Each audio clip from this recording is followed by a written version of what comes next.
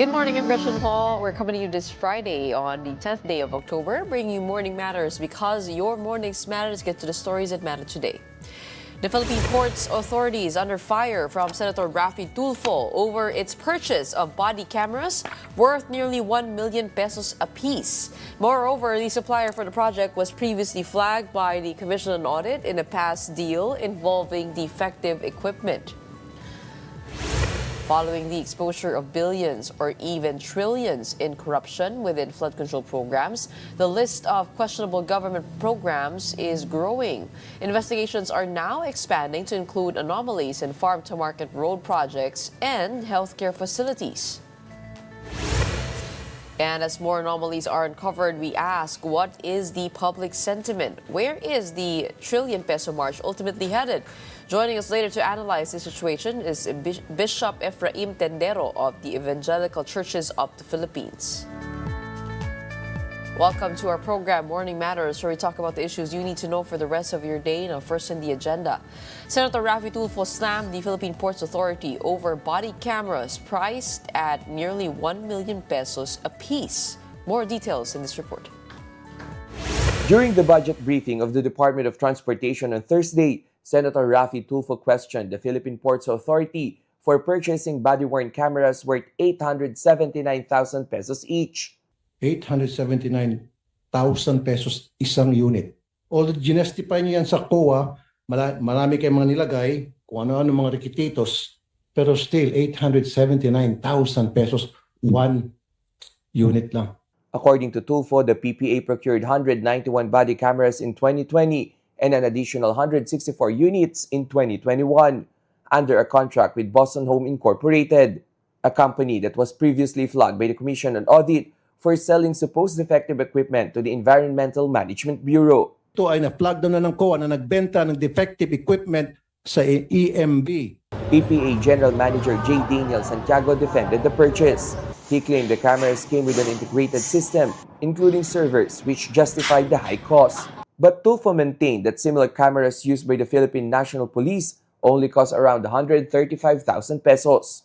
The senator also claimed that Boston Home operates out of an apartment and has only 10 million pesos in capital based on Securities and Exchange Commission records. He then urged Transportation Secretary Giovanni Lopez to launch an investigation and remove officials involved in the allegedly anomalous procurement. Mr. Chair, you have my commitment that I'm going to look into this, especially the post-qual of the TWG and the BAC, Mr. Chair. Heads must roll. Yes, Mr. Chair. Heads must roll indeed. Senator Sherwin Gatchalian is calling for an investigation into alleged anomalies in the country's farm-to-market road projects. More details in this report. Senator Sherwin Gatchalian said he would recommend to the Senate Blue Ribbon Committee and the Independent Commission for Infrastructure to investigate alleged anomalies in the country's farm-to-market road projects. He revealed that around 10.3 billion pesos worth of projects implemented in 2023 and 2024 may have been overpriced. Gatchalian cited a project in Barangay San Roque, Tacloban City, which reportedly costs 348,432 pesos per meter, far above the Department of Public Works and Highways standard rate of 10,000 to 15,000 pesos per meter. Una, ayaw ko nga maniwala eh. Kasi 300 million per kilometer, parang gumawa ka na ng tulay nun eh. The senator also disclosed that 3 contractors behind these projects are the same firms that received 20% of the 545 billion peso flood control budget flagged by President Bongbong Marcos. Among them is High-Tone Construction and Development Corporation, allegedly linked to former Ako Bicol Representative Zaldi Co. Top rice granary natin, walang projects na FMR. No? Yung mga hindi na sa top, yun ang nabibigyan. No? So para sa akin, if you think about itong nangyayari sa flood control at yung mga personalities involved tulad ng SunWest, tulad ng High-Tone, hindi katakataka na nalagay ang pinakamalaking allocation ng FMR sa Bicol area.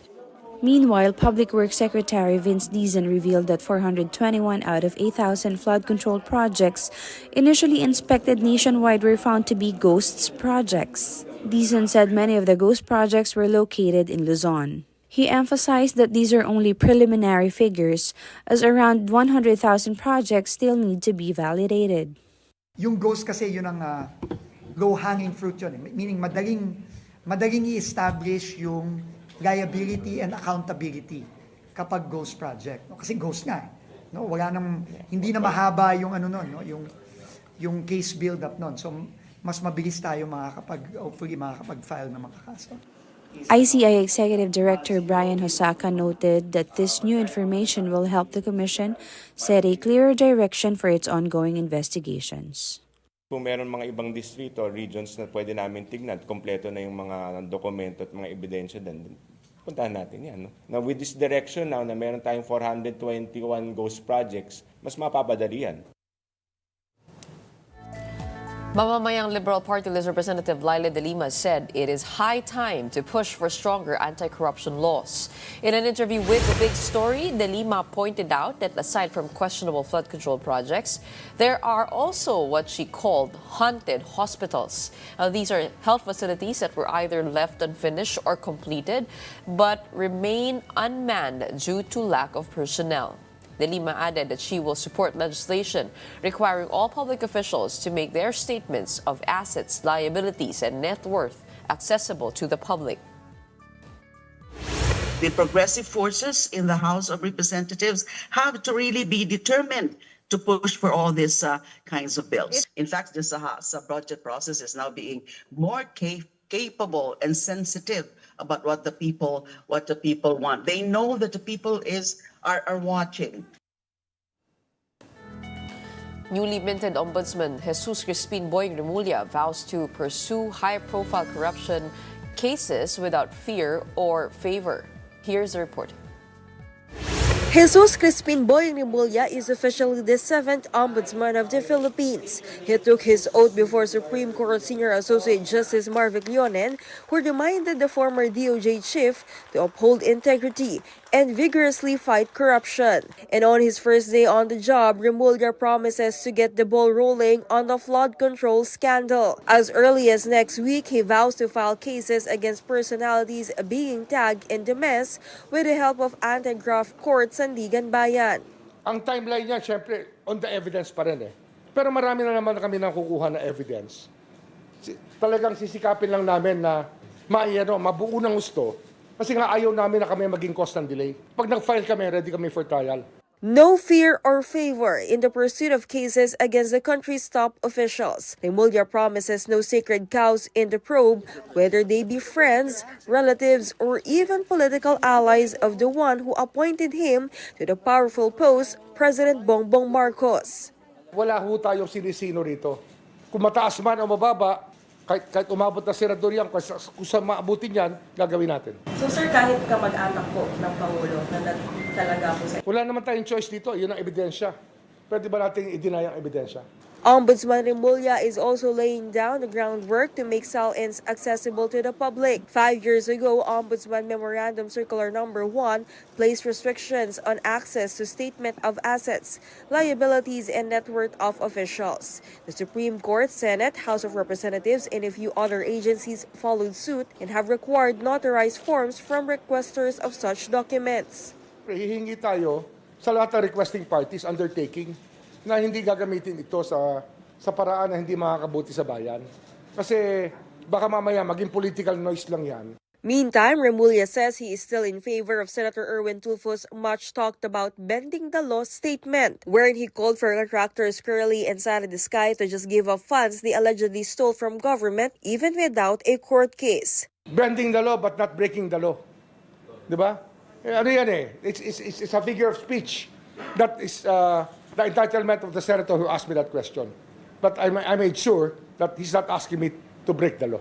Remulla has a fixed tenure of 7 years and will remain ombudsman until the year 2032. Kapatid Camille Samonte, We Are One News. And coming right up, ICC Victims Council agrees to form a medical panel to assess former President Rodrigo Duterte's alleged cognitive impairment. We'll discuss that with ICC accredited lawyer Joel Butuyan. Don't go away. Morning Matters will be back.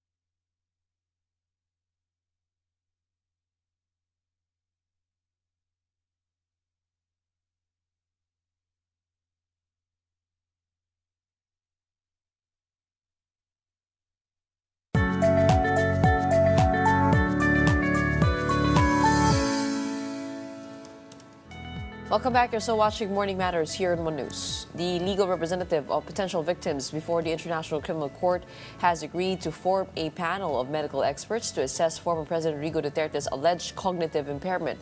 The Office of the Public Counsel for Victims said the panel should include a forensic psychiatrist, a neuropsychologist, and behavioral neurologist to evaluate Duterte's mental fitness to stand trial. The OPCV said the experts' findings would help determine if Duterte needs special measures during the trial, but rejected the inclusion of a gerontologist, saying the issue concerns mental capacity and not age. Duterte's lawyers opposed the proposal, calling for a forensic cross-examination and insisting that both sides be allowed to present their own medical experts.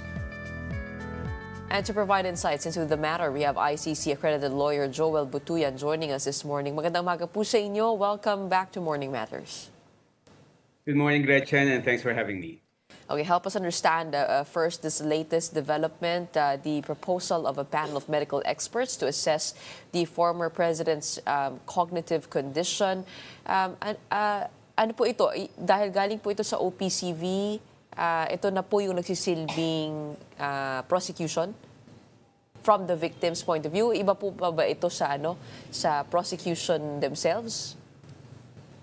Gretchen, there are actually several parties in the ongoing ICC proceedings against the former president. No, unang-una, the defense, representing Mr. Duterte, and then second, yung prosecution, which will handle the criminal aspect of the case.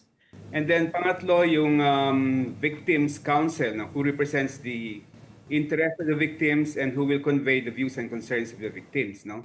Ngayon, by way of background, what happened in this particular issue is that in August 8, the defense filed a request for indefinite adjournment. Kumbaga, gusto nilang matigil yung proceedings dahil sinasabi nila na hindi mentally fit si Mr. Duterte to stand trial. Sumagot yung OPCV, yung Victims Council, saka yung prosecutor. Sabi nila na base doon sa may ebidensya na present, yung mga experts supposedly na present ng defense, it's not clear, inconclusive na medically unfit si Mr. Duterte, no? Gayunpaman, pumayag sila na mag-appoint ng panel of medical experts, no? Yung korte para talagang ma-assess kung talagang ang mentally fit. So, makikita natin talagang sobrang fair yung proceedings na to dahil kahit na burden of proof ng defense at kahit na yung ebidensya ng defense ay hindi sufficient to show na medically unfit si Mr. Duterte, pumayag pa rin yung prosecution and yung Victims Council na yung court magpa-appoint ng panel of experts. Correct, correct. Oo. So, ito po ay argument po nila, no, na tatlong expert, forensic psychiatry, neuropsychology, and behavioral neurology. Do you agree with those experts?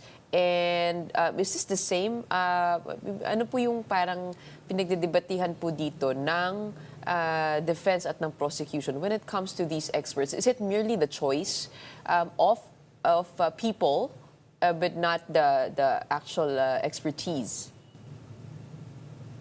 Gretchen, kasi ang nangyari is yung order ng pretrial chamber, medyo general, no?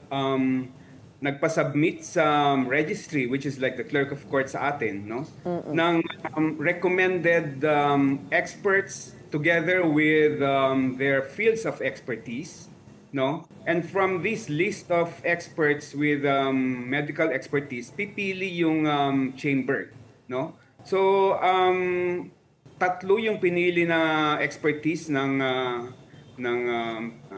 registry, no? Pero meron pang additional na mga pangalan kasi 11 yung pangalan na sinubmit ng registry, no? Na iba-ibang expertise. Magkakaiba yung expertise nila. Merong neurology, merong forensic psychiatry, behavioral neurology, tapos meron pa yung geriatric medicine, no? So, nagkomento yung Victims Council na sinasabi niya na hindi na kailangan yung geriatric expert dahil meron naman talagang experts within the detention facility na nag-address dito sa may expertise sa need for geriatric care. So, yung forensic psychiatry, if you take a look at the expertise of that, no, subspecialty po yan that applies to expertise to legal matters, focusing on the intersection of mental health and the law. Yung pangalawa po ay neuropsychology. It studies the relationship between the brain, behavior, and cognition, examining how the nervous system impacts a person's thinking, emotion, and actions. At yung pangatlo, behavioral neurology, yan po ay subspecialty that studies how the brain damage and diseases affect behavior, memory, and cognitive functions. Agree po ba kayo dun sa tatlo? At wag na po isama yung gerontology? Yo. Agree ako dun sa tatlo, Gretchen, kasi talagang yung issue dito is yung mental fitness niya, no? Kasi kung physical fitness, there can be modalities or adjustments that can be made. In fact, meron ng recommendation yung medical officer ng detention facility doon sa may gagawin nilang adjustments, no? To provide for the comfort and the convenience of Mr. Duterte even when he is required to attend the trial, no? So talagang ang question na lang is yung mental fitness niya, no? To really participate in the forthcoming confirmation hearing. That's correct. So, pagdating po dito sa pating ito, ano po yung ino-oppose ng defense? Sabi po niya, Duterte's lawyers oppose the proposal calling for a forensic cross-examination and insisting that both sides be allowed to present their own medical experts. So, are they contesting ito pong experts na pinili po ng prosecution or yung choice po ng tao? Hindi sila nagko-commit, no? Hindi sila approve dun sa mga recommendations ng registry. pati yung recommendations ng prosecutor, and they want to present their own experts. Yung Okay. nangyayari. Oo. But how do we achieve, how do we make sure that there's impartiality in the choice of experts? Is this usual na it is the registry that is the one choosing the medical experts? At saan po sila kaya kukuha? Yung ginagawa ng registry, Gretchen, is nagpro-provide sila ng listahan. No? Parang sa atin, parang yung JBC, yung Judicial Bar Council, na magpro-provide sila ng nominees. And out of these nominees, choice ng court to, as to who to appoint. No? Parang yung sa JBC na nagpo-provide sila ng nominees for judges, and then it's the president who appoints. Okay. Oo, parang ganun yung mangyari. And in fact, meron talagang list of experts sa ICC. So talagang pipili na lang talaga yung registry out of this list of experts. Okay, and then added to that, speaking of the ICC registry, they said in an 8-page document dated September 30 that the medical officer cited by the defense does not possess the requisite of a detained person's fitness or to assess detained person's fitness to stand trial. So ano naman po yung debate dun po sa medical officer na sinite po ng defense? Yung medical officer kasi, Gretchen, ito yung talagang nakatutok dun sa detention facility, no? So talagang they attend to the day-to-day medical needs and care of the detainees, pero hindi sila experts, hindi sila forensic psychiatrists, hindi sila neuropsychologists. Kumbaga, they will not be in a position to testify kung fit na si Duterte or not. Okay, and according to the registry, this medical officer recommended several modalities regarding Duterte's presence in court, which were redacted in the court document. Would you have any idea as to what the recommendations those were? Karen, I think this would only refer to the physical conveniences that are going to be adjusted, no, to address the age of Mr. Duterte as an 80 years old attending a trial, which could last for like the whole day, no? So, kumbaga yung physical comfort niya, kumbaga yung adjustments that are going to be provided and recommended by the medical officer.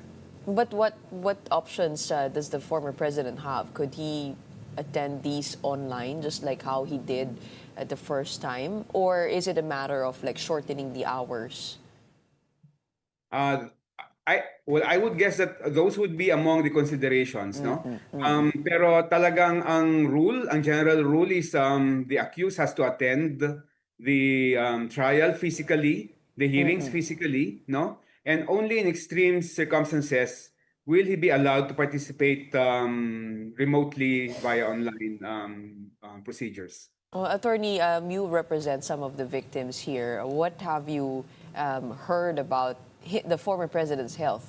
Siyempre, isa pong pinag-uusapan ng lahat ay yung ito nga pong nahulog daw ang dating presidente sa loob ng ICC detention center. What would you know about that? Well, unang-una, Gretchen, ang dami talagang dismayado doon sa pagka-postpone ng hearing, no? Talagang they were really preparing. And in fact, some of the victims went to The Hague to really witness, no? The confirmation hearings, no?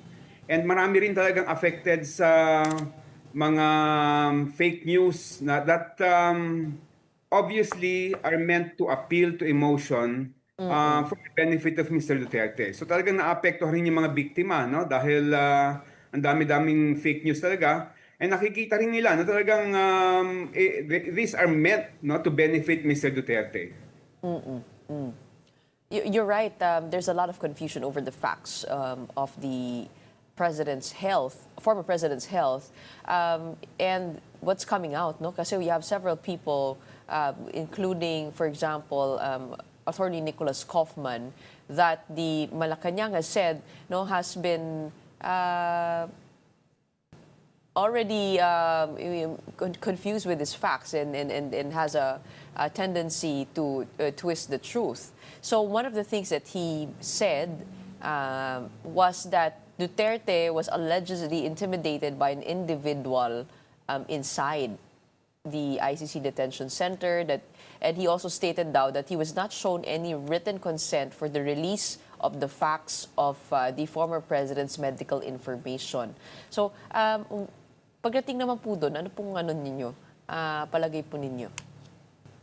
Alam mo, Gretchen, talagang issue talaga itong mga sobrang half-truths na minsan nanggagaling kay Mr. Kaufman. In fact, doon sa may issue ng yung pagsabi niya na pumayag ang Pilipinas, ng gobyerno ng Pilipinas to interim release, na previously sinabi niya rin na yung prosecutor pumayag, may nakikitang pattern, yung na talagang ginagamit niya itong ICC procedures, to sow disinformation and affect the victims' interest in the trial.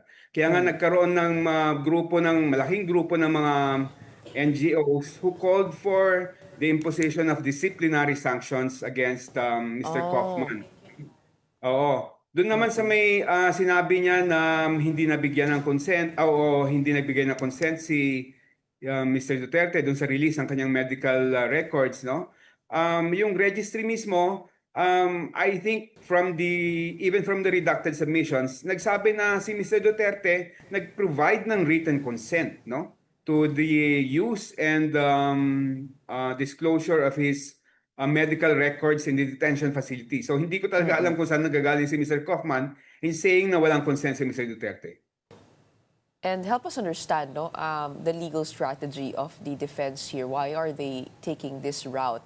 It is delaying everything from the confirmation of charges to the trial itself, where fitness to stand trial will apply. Bakit po kaya ganito? Kung sakasakali pong tama po kayo na yung facts are being bent here, what could be the legal strategy? Alam mo, Gretchen, sa mga abogado, kung mahina sa merito yung kaso mo, ibabato mo lahat ng technicalities to really try to stop the case from proceeding to trial. And we cannot blame many of the victims and many of the human rights lawyers in believing that this is the strategy of the defense, that they're trying to throw every technical procedure, every perceived technical deficiency to try and stop the case from proceeding to trial. Dahil kapag nag-umpisa yung trial at lalabas lahat yung mga testigo at sasabihin nila lahat yung mga baho ni Mr. Duterte, ay talagang I think it will affect, it will affect the perception even of the DDS. Dahil marami sa mga DDS, hindi nila alam kung gaano karumal-dumal yung pinagagawa ni Mr. Duterte at ng kanyang mga co-perpetrators during the drug war. But is mental or cognitive impairment one of the possible reasons that an interim release could be granted? Kasi kung yun po, para nakikita ko po na tumatagal lamang, hindi naman po makakalaya ang dating presidente doon sa detention center. So ito po ba ay posibleng maging dahilan ng kanyang pag-grant ng interim release niya? Actually, Gretchen, dalawang issue, yung inihain ng defense. Unang-una, they are requesting for the indefinite adjournment. Kumbaga, indefinite postponement ng kaso. Effectively, parang dismissal ng kaso, yung kanilang hinihingi dito sa issue ng mental fitness ni Mr. Duterte, ang kanilang fallback, kung hindi nila makukuha itong indefinite adjournment, yung interim release, na kung sakaling sasabihin na mentally fit si Mr. Duterte, ang fallback nila is, sige, i-interim release natin siya para makalabas siya and merong mag-aalaga sa kanya sa labas. And when it comes to the indefinite adjournment, I mean, meron na po ba tayong precedents on this? How has the ICC trial chamber decided on cases where the accused has cognitive impairment? Merong isang kaso that was cited by the Public Counsel for Victims. The name escapes me right now. Pero binigyan ng indefinite adjournment only after several tries, no? Kumbaga, it lingered nung una, dininay, tapos pangalawa, dininay din, on a third attempt, saka grinant, no? So it spanned, I think, a period of time bago grinant, no? And Gretchen, itong indefinite adjournment, hindi ito final, no? Dahil every 6 months, every 12 months, no? Ina-assess ulit, no? Kung it still lingers at kung sa tingin nila ay mentally fit na, pwedeng i-resume yung trial. Pero hindi po makakalaya yung accused. Kapag hindi permanent yung finding na talagang permanently unfit siya, hindi siya makakalaya, Gretchen. So in effect, wala pong dismissal na mangyayari dito. It's just more of like lengthening the time before justice could be served. That's correct, Gretchen. Unless talaga na sasabihin ng mga panel of experts na talagang wala nang pag-asa and talagang permanently medical unfit talaga itong accused.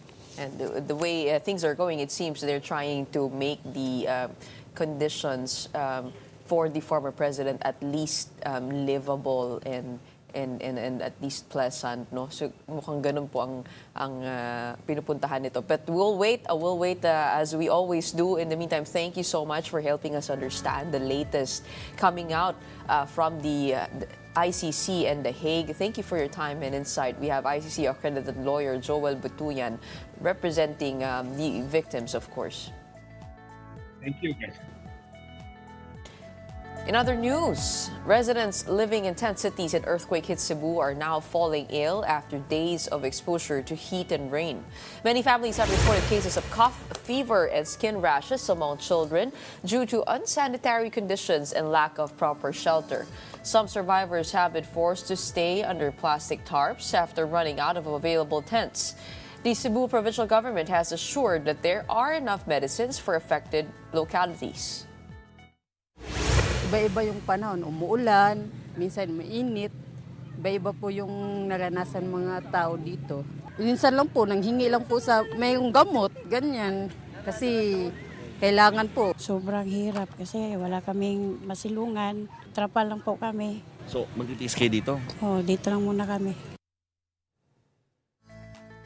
Meanwhile, the Department of Budget and Management has released about 716 million pesos to the DSWD to replenish its quick response fund for disaster-hit areas.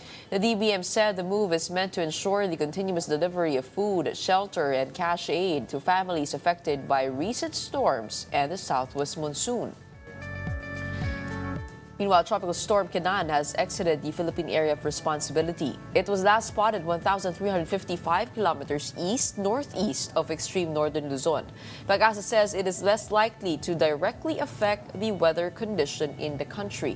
Still, several weather systems will bring rains across the nation today. Visayas, Mindanao, and Palawan will experience downpour due to the southwesterly wind flow.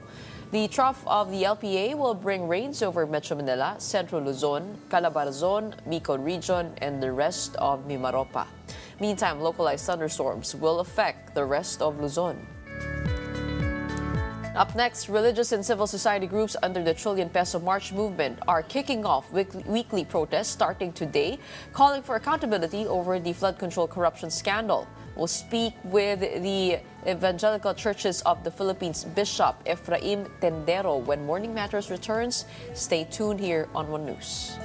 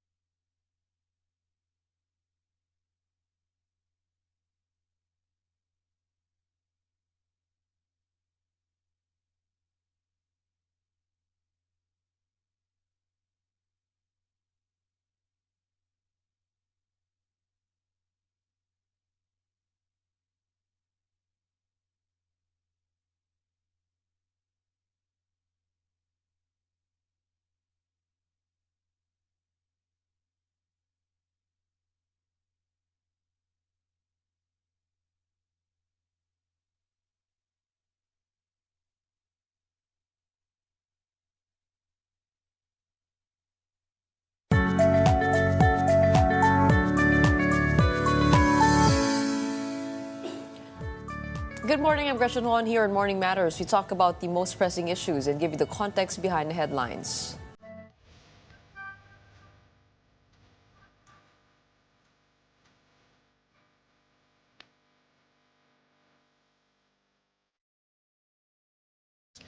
The Department of Public Works and Highways has uncovered at least 421 ghost or non-existent projects from its inspection of around 8,000 flood control structures nationwide.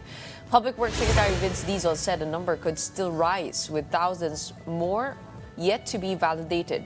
Meanwhile, religious and civil society groups affiliated with the Trillion Peso March movement are launching weekly protests to demand accountability over the alleged flood control corruption scandal.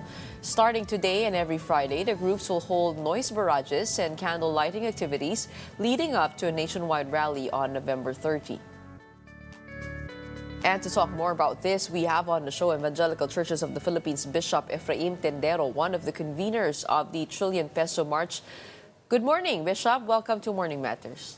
Good morning, Gretchen. Thank you for giving me the opportunity to come and share with you yung ating panawagan for our mga kababayan para patuloy na hilingin or continue to ask for accountability, truth and accountability and justice in relation to this issue on corruption. Bishop, tell us more about the weekly protests that you are planning and who will be there? So every week, starting today, every Friday, we ask people to wear white. Why white? In our fight against corruption, we have no political color. That's why we say white is a symbol of integrity, of purity, accountability, and we are asking people to wear white every Friday. Now, in order to catch the attention and to really create that kind of expression of the revulsion of the people, we are asking people also to have a nice barrage at 6 o'clock in the evening. They can just gather even in the street corners or wherever they are, or even in their homes. They can just clang whatever kettle or whatever would create that noise. And then there will also be the bells in the churches will be tolling in order to really call the attention that yes, our people are really fighting against this massive, in fact, unthinkable, humongous corruption that has been happening in our country. And then that will be every Friday, leading up to the organizing of the nationwide simultaneous protest march on November 30, because we want it not only here in Metro Manila, but in key cities all over the Philippines. People will have an opportunity to call for account for the issue of corruption in this country. Pero ito pong weekly protest, saan po ito magaganap? We want this to be in different places. So it will be either small groups or in big gatherings, but we want every person. So it is decentralized. Because wala pong main area where you will be at, where the main figures of the Trillion Peso March will be at. So the weekly march starting today will be either in parishes or in communities or barangays, because we want every person, every Filipino, to be aware that they can, that we are part of the sovereign people. As the sovereign people of the Philippines, we are speaking and standing against corruption. So we want katotohanan, we want katarungan, and we want kalayaan. If you remember yung song ng Apo Hiking Society in 1986, we want na magkaroon talaga ng peaceful protests in order to bring to account and bring to hindi lang yung mga perpetrators, kundi pati masterminds. Kasi ang tagal-tagal ng investigation. Nilabas umpisa noong July or after the SONA, July 26, nagpalabas ng presidente na sabi mahiya naman kayo. Pagkatapos sinabi niya ito yung 15 contractors. Pero ang tagal-tagal na, nakailang buwan na yung investigation. Bakit napakabagal ng investigation? Kung meron ng lumalabas na nagsalita na yung ibang mga contractors, nag-name-name na sila, bakit medyo mahina pa? Hindi pa masyadong umuusad.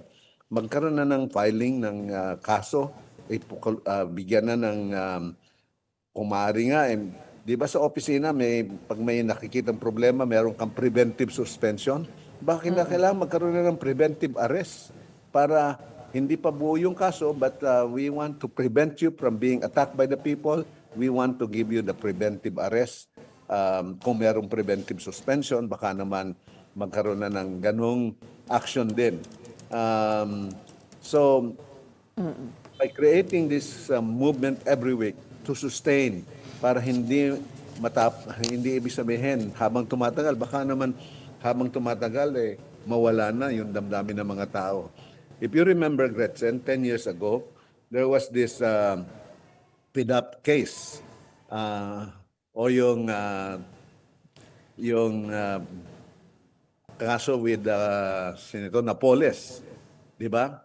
Ang sinabi ng Napoles, actually, yung kanyang listahan ng kanyang listahan na kanyang kakutsaba sa Kongreso, may kulang-kulang umahigit atang 100. That list was given by Napoles to Secretary De Lima of DOJ during that time and to Senator Ping Lacson during that time.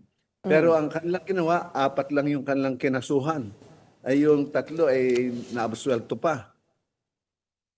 Anong nangyari?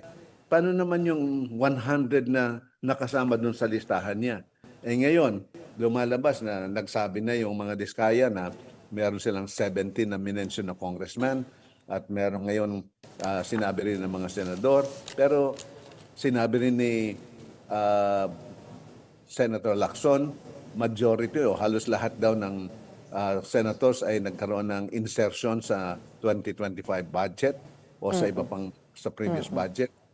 Bakit meron ng mga ganitong lead hindi pa tayo nagkakaroon ng action? Tapos ating panawagan, hindi lamang ng simbahang evangelical, ng Catholic, at maging ang iglesia nagpasabi na kung maaari, pwede bang yung hearing o yung procedure ng ICI will be made public kasi gustong malaman ng tao kung anong nangyayari. Ayaw natin mangyari na para bang may niluluto ba dito, inililihis ba tayo, sino ang dapat managot at ano ang dapat na gawin dahil habang tumatagal, ang mga tao ay patuloy naghihirap at ayaw natin na maililihis ang paraan ng investigasyon. Dapat doon dumating talaga na pati yung masterminds ay makasama. Hindi lamang yung mga engineers, district engineers, contractor, kung talagang sinabing may involved na political leaders, ay dapat panagutin natin to. So sabi nga namin... Bishop, oo. Yun nga po, no, marami po kayo nabanggit, no? Pero naalala ko po nung huli, nung September 21, medyo nagiging united naman yung mga tao sa kanilang panawagan na sana may makulong. May managot, may makulong. Yun po yung parang chant ng mga tao. This time around, no, you mentioned several goals and objectives that you want, or several calls for government. And if you take a look at the whole problem, isn't it too tremendous, or rather the blanket has been cast, or the net has been cast wide, that people are confused now. Kumbaga, pag tumingin po tayo doon sa problema ng korupsyon, masyadong malawak at malalim po ito. Marami pong involved dito. In the same way, ito po mga protest, ano po ba talaga yung parang hinahangad po natin? Pag marami po tayong pinag-uusapan dito, hindi po ba mawawala rin po yung lakas nung panawagan na yon dahil nalilito na ang taong bayan Kung saan ba tayo magsisimula, unang-una, how do we begin to demand accountability, and pangalawa, how do we move on from here, given we know that we have a broken system at hand that is prone to abuse left and right? Well, una nga, meron na tayong lead. Ang ating Pangulo nagsabi na eto na yung top contractors na 15 sila, 20% ng ating flood control projects na corner ng 15 contractor. At nung mag-umpisa magkaroon ng investigation, nagsalita na yung mga contractor. Nagsabi na pati yung mga nasa yung district engineers. Nag-umpisa nga doon sa Bulacan, tapos nandun sa Oriental sa Mindoro, tapos nandun sa Davao.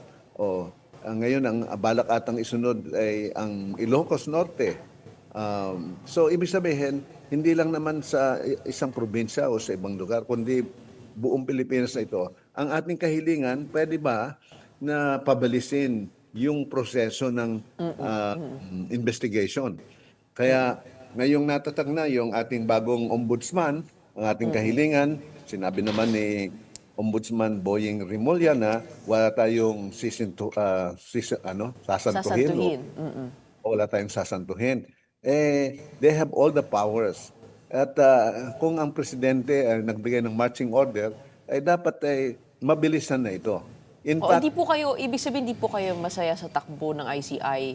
Given na po, meron na po sila mga recommendations dito, they're calling in, ito pa nga po, mga contractors, mga senador, mga congressmen, and meron na po silang lookout bulletin. Hindi po kayo masaya doon sa kung paano gumagulong po ito? kasi nag-umpisa yan August, September, October na ngayon, 3 buwan. Kung talagang gustong pabilisin yung proseso ng investigation, kung magkakaroon ka na tinatawag nating at least prima facie evidence, may nga nagsabi na yun, at least yung mga district engineers na nagsabi na, yung contractor, si Diskaya, bakit hindi agad sasabing, kasuhan na yan, ipakulong na yan, habang i-detain na yan. Ngayon, kasi pag nagkaroon na ng kaso, at least gugulong na yung proseso. Kasi pagka puro investigation, batuhan dito, batuhan doon, pero kung meron kang bigyan talaga ng kaso, nakakulong, ay magkakaroon ng pagkakataon that they can have the time to defend themselves in court and have the due process. Habang tumatagal, ay parang nagkakaroon tuloy na, ano ba ito, dinidribble lang ba ito? At hindi natin alam kung anong patutunguhan. Kaya ang kahilingan natin ay pabalisin yung investigasyon. At yun nga, yung ICI, ang kahilingan natin kung maaari maging public. Kung hindi man public, ay meron talagang yung transcript of the investigation lalabas, makikita natin. Alam nyo nung magsabi ang Pangulo, isumbong sa Pangulo, I think ang nagbigay na entries nun ay mga 25,000. So, ibig sabihin ang mga tao, nakikita nila yung mga pangyayari. Ano ang pwedeng gagawin? Naiinip na po tayo. At baka naman sa pagdili-dali, ay baka dumating sa point na, anyway, magpapasko na naman, wala na, medyo malamig na ang simoy ng hangin, makakalimutan na ito. Hindi tayo papayag na yung trilyon na involved in this corruption, nagdudusa tayo. I think sa report ay ang nautang na ng ating pamahalaan in the last few years is umabot na ng 4 na trilyon ang nautang. Ay sinong magbabayad ng unutang na yan? Pagkatapos nun, di ba, lumabas na maging ang ating stock exchange, biglang nag-crash in this past week. Ito po ay fake news daw po. Fake news daw. Pero talaga namang nag-crash, pero ang fake news lang hindi more than 1 trillion. Hindi naman po siguro crash yung term, baka bumaba po. Bumaba. Yung value, yung halaga. Pero kung bumaba ng 480 billion, kasi yun ang clarification ngayon, 480 billion yung bumaba doon sa ating stock market in 1 week. Malaking flight ng investment sa ating bansa. So, pero ano po, alam po natin, kung mahuli man po natin yung mga tao na sangkot dito at napakarami po nila. Pero kung hindi nyo po binago yung sistema, ay maaari pa rin mangyari ulit yung ganong klaseng korupsyon. So what are your proposals for reform here? Ang ating proposal for reform dito ay una nga, uh, mabilisan natin yung proseso. Yung nangyari kay Napoles, matuto tayo doon. Nagkaroon na ng desisyon ang Supreme Court after that, declaring PDAP to become as unconstitutional. O, anong ginawa nitong mga nakaraang administrasyon? Hindi lang yung ngayon, pati yung nakalipas na administrasyon. Gumawa sila ng creative way of not calling it PDAP, calling it unprogrammed funds. Di ba? Infrastructure project. Pero ganun din yun. It's still Yung PDAP. matanggal po yung mga ganon.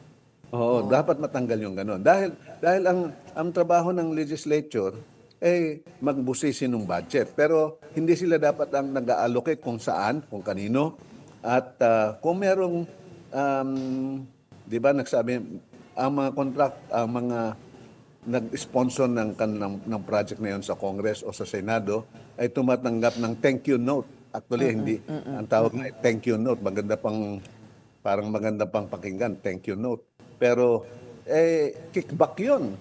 Ibig sabihin, may binigay kami project sa inyo, ano yung back na ibibigay sa amin? Anong komisyon na ibibigay sa amin? Bishop, in September 21, no, there were reports that came out that there would have been or possibility that a coup was going to be, or rather there was a coup in the offing, pero hindi po pumayag yung military leadership. Yan, kasi yung mga nagsasuggest ng coup, maraming mag-uusap-usap ng ganon. Kasi nakalagay naman dun sa ating constitution that the Armed Forces of the Philippines is the protector of the people and of the state. Now, kung makikita natin dun sa scripture that the government is instituted by God. And dapat po tayo ay magpasakop sa government. Because the government is the servant of God. Actually, the word that was used there is minister or servant of God. For what purpose? The government is there to protect what is good and to punish evil. Now, if the government is no longer promoting what is good or protecting what is good, and rather they are gumagawa ng systemic evil, then they lose their divine mandate for governance. They lose their divine responsibility. They are remiss in terms of their responsibility of protecting the good of the people and punishing evil. And yun siguro ang sinasabi nila that the Armed Forces of the Philippines can use that provision in the Constitution. Ngayon, siguro, ayaw naman natin na military adventurism lang ang gagawin. Ang kinakailangan talaga is make sure magkaroon ng maayos, reconstructive process na yung ating governance ay masasabi nating magiging maayos, kagalang-galang. Kung babasahin lang natin yung ating preamble ng ating Constitution, we the sovereign Filipino people imploring the aid of the Almighty God. Tapos, ang daming values na nakalagay doon. Pero, Bishop, wala pong kumakausap sa inyo to push things in that direction. Kung sakasakali po, wala pong mangyari dito sa mga investigasyon na ito, what could happen? Hindi, kaya nga tayo ngayon, tumatawag na ang mga tao pumunta to the streets. Dahil hindi tayo pwedeng manahimik. Although, sabi ng mga kausap kong mga manggagawa, Bishop, kasi kami yung isang araw na hindi kami magtrabaho, wala kaming kakainin. Kaya sabi namin, sama-sama tayo nagsasakripisyo dito. Kaya nga pinipili namin yung holiday. Para yung holiday ay at least walang hindi nagtatrabaho. Although, yung iba naman gusto magtrabaho ng holiday dahil may dobleng bayad pagka-holiday. So yung mga mahihirap sabi nila, isang araw na hindi kami magtrabaho, wala kaming kakainin. Tapos ito namang trillion, billion na nagpapasasa, pambili ng payong, mahal yung payong, kaya libre naman ang kotse. Kaya, ibig sabihin, ano na, kaya umiiyak na mga tao, umiiyak na tayo. Bishop, alam po natin ang hangarin po ninyo to peacefully protest, no, Yes. against corruption. But what if there are more sinister actors that might take advantage of your movement, just like in September 21, na hindi lang po natuloy according to reports. What if that happens? That people take advantage of this opportunity to swing it in a direction that leads to something extra Anarchy. constitutional. So, kaya ang aming ginagawa, halimbawa, we organized the one in EDSA, yung Church Leaders Council for National Transformation. We are the ones who organized the one in EDSA. And to make sure na hindi ito mapapasukan ng mga people who will take advantage of the situation, we coordinate with proper government authorities. Kaya mahalaga yon na we coordinate with the military, with the police, with the local government units para mabantayan natin. And yung mga kasama natin sa pagmamarcha sa kalye, tinitingnan natin na kanya-kanyang bantayan, kanya-kanyang tingnan para nung makita natin, halimbawa doon sa EDSA rally, yung September 21, may ibang politikong pumasok. Yung mga tao na mismo ang nagsabing, hindi kayo pwede dito. They booed some of the political leaders na gustong pumunta. Tapos, we police our own ranks. We try to help that. Yung nangyari doon sa after the rally sa Luneta, I cannot comment on the details of that because on our part, we actually just organized the one in EDSA. From the people, EDSA Shrine to the People's Power Bishop, Monument. meron na po nag-commit for this one, the weekly protest ng mga barangays, communities, we and have parishes? we have 115 network organizations, civil society organizations nakasama. So ang main convener is Church Leaders Council for National Transformation, composed of bishops from the Catholic Church, from the Evangelical Church, from the mainline Protestants, and we have also invited the other Muslims to come and join us. So yun ang main convener. Pero meron pang ibang major yung mga co-conveners na kasama namin. Tapos there are at least now 115 different civil society organizations na nagsabing sama kami dyan. So 6 o'clock po ngayong araw na ito, gaano katagal po yung pag-iingay at pagkakalampag ng kaldero? Ay siguro mga 15 minutes yan mag-iingay. So 6 o'clock to 6:15? Yes. Para makapagluto yung mga tao. Oo. Alam mo, ang nangyari ngayon sa atin aywan ko na sa inyo at ng vlog nakita ko yun na may nagpapalit ng pera doon sa Sa nanay ko po yun. Nanay mo yun. Ay, di ba? Nakakahiya na tayo. Oo, di ba? Naapektuhan yung mga inosente, naapektuhan. At sasabihin, Pilipino kayo, baka galing sa corruption pera dala. Sabi ko nga ho, ito pong nangyari po sa aking ina ay mararanasan, no? Ng kahit sinong Pilipino, mula sa mayaman hanggang sa down to the ordinary Filipino, ay lahat may kailangan ng pagpapalit ng pera and to be told that you cannot avail of something because of corruption and money laundering, parang you'll be set aback kasi parang na-judge kahit ikaw ay walang kasalanan, lahat kayo, no? Damay-damay na to. Damay-damay na lahat po tayo ay involved talaga dito at we hope to find solutions for this. Pero ang learning po namin ay kaya nga i-bringing up natin yan sa publiko para sa mga gustong bumiyahe, hindi na nila kailangan daanan yung ganong pagpapahiya. Kasi, syempre, pag ikaw ay nagpapalit ng pera, and you have to go through all of that, no? Might as well, dito ka na lang magpapalit o kaya magdala ka na lang ng credit card o ng ATM mo para hindi mo na daanan yun. But, again, sabi ko nga, tayo pa rin ba mag-a-adjust? Di ba? Dapat yung gobyerno naman. Alam mo, ang nakakalungkot dito, Gretchen, halimbawa, kung magpapa-ingkas, halimbawa, aming opisina magpapa-ingkas ng pera doon sa aming messenger o sa layas doon sa bangko, tatawag pa yon ang bangko. Confirm ba ito? Kaya sabi ko, gano'n kalaki yung perang pinapa-ingkas ng aming messenger? Itong trillion, daang Ganun lang ho. billion, ganun lang. Wala bang di ba may threshold ang AMLAC na 500,000 dapat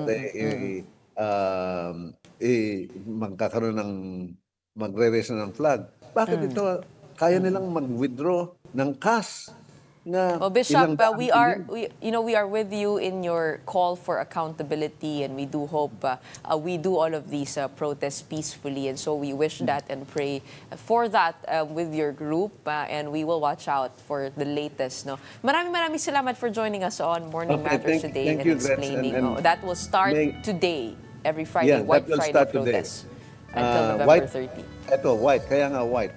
Wala kaming Kulay. we don't favor any political organization.